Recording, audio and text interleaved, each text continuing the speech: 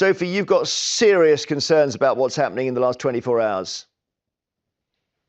Yes, it's very, very dangerous. I mean, we've been arguing for some time that the US and the UK should not be giving Ukraine use of these long-range missiles precisely because it would precipitate an escalation that we're seeing now, which is incredibly dangerous.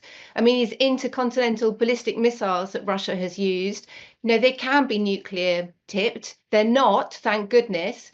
But our view is that there has to be a de-escalation. That would be, Sophie, that would mean giving some of Ukraine to Russia, which is a vindication of bullying, isn't it?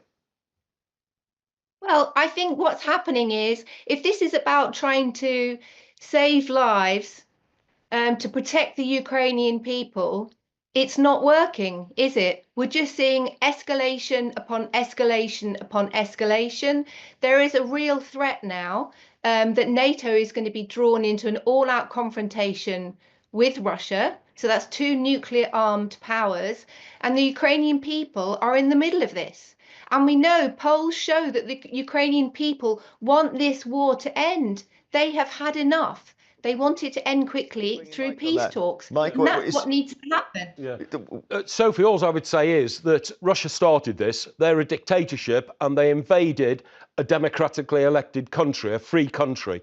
You can't allow free countries to be taken over by dictators, because what will happen next is China will take over Taiwan. Iran will get busy, and countries like North Korea will be emboldened. So as the free world, as part of the free world and the second biggest military power in the free world, we've got to stand up against Putin. On the NATO and Russia situation, NATO has got 16 times the weaponry of Russia. Russia will never take us on. Sophie, what about it? The NATO is there behind us and we are not going to get clobbered. Well, I think the problem is that the role the NATO has played has actually escalated this conflict in the first place.